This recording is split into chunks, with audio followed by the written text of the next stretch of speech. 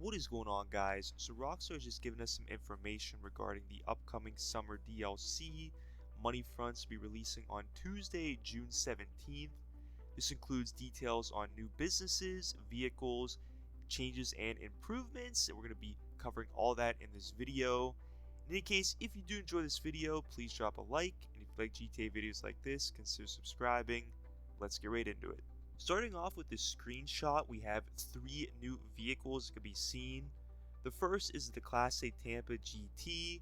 If you're wondering where I'm getting the names for these vehicles, they're listed in the Newswire article, and we'll get into all that here very shortly.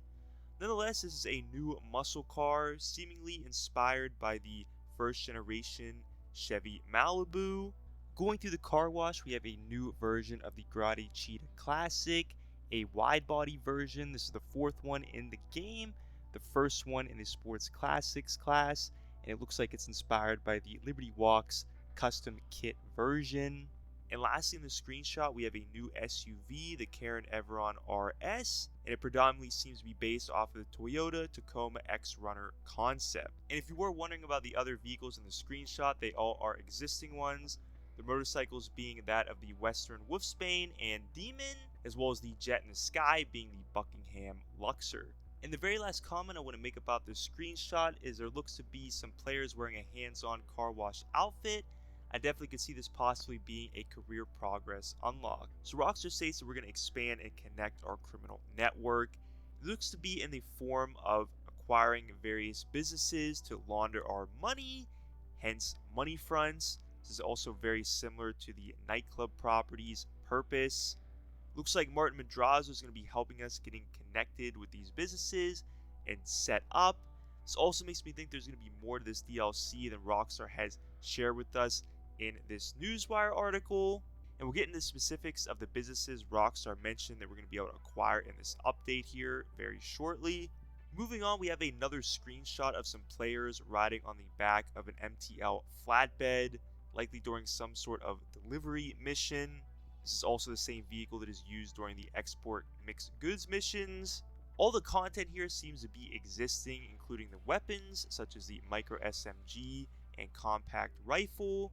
Also, the vehicle to the right is the Vapid Caracara 4x4, and the vehicles in the back are a bit too blurry to really tell whether they're new or existing. Now, Rockstar gives us the details on some of the legitimate businesses we're going to be able to acquire in this update. The first is the hands-on car wash in Strawberry. This is also one of 2 places you can currently get your car wash in both GTA 5 and online. Looks like it's going to be the center for our new money laundering operation. It's also going to allow us to earn passive income similar to various other businesses in GTA Online. However, there are 2 additional businesses Rockstar mentioned that we can expand our holdings to. Both of these also were able to be purchased in story mode, and this includes the Smoke on the Water dispensary, which can be purchased by Franklin in story mode, as well as the Higgins Heli Tours, which can be purchased by either Michael or Franklin in story mode. And based off Rockstar's wording of supplemental fronts, each with their own above and below board operations, makes me think that they are referring to a legitimate as well as an illegitimate side to each of these businesses. What's also nice is by owning the Smoke on the Water dispensary, this is going to boost earnings for your weed farm, and by owning Higgins Heli Tours, this is going to boost earnings for your air freight cargo. It's nice to see air freight cargo getting boosted once again.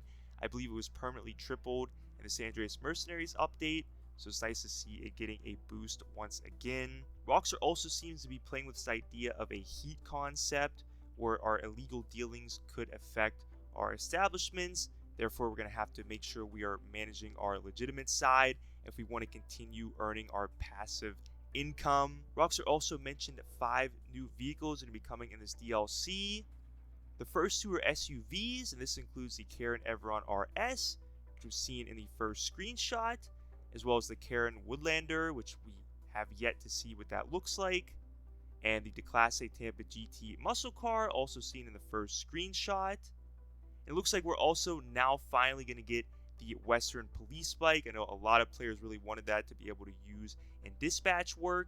Rockstar confirms that will be possible. We're also finally going to be getting one of the police outfits that was packaged in the last DLC, and that's going to be the Special Highway Patrol outfit. I know there is another one which is just the regular city police outfit, so hopefully we'll be receiving that in the future as well. And for the final screenshot shared, Rockstar shows off the 5th vehicle confirmed to be coming in this update, and that is the Overflow Zoom Supercar. It seems to be inspired by that of the electric hypercar, the Ospark Owl.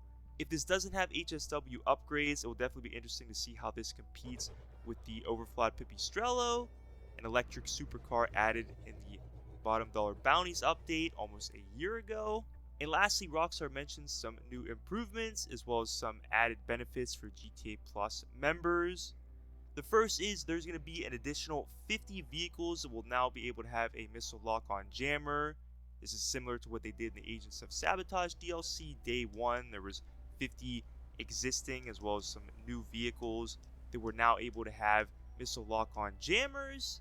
There's going to be several cutscenes that we can now skip during mission replays, and all sources of arena points are doubled. The global signal timer is going to be delayed for cell missions in a public session.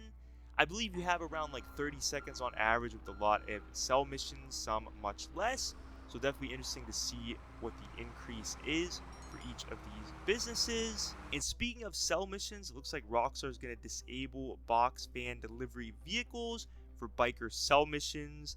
This is definitely arguably one of the worst cell missions in the game, so this is very nice. It would also be nice if Rockstar would eventually add back the bag sales that was removed quite some time ago, also during MC cell missions.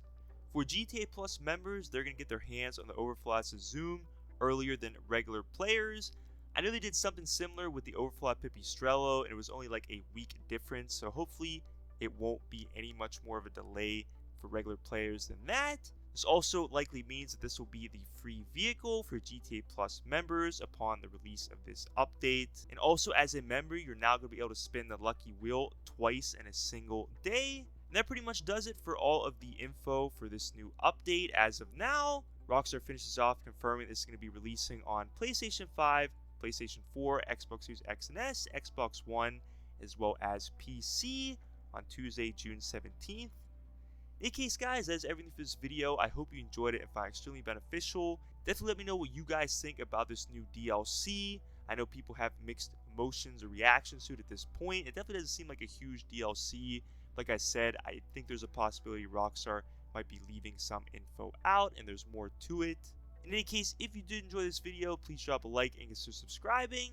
As always, have a great day.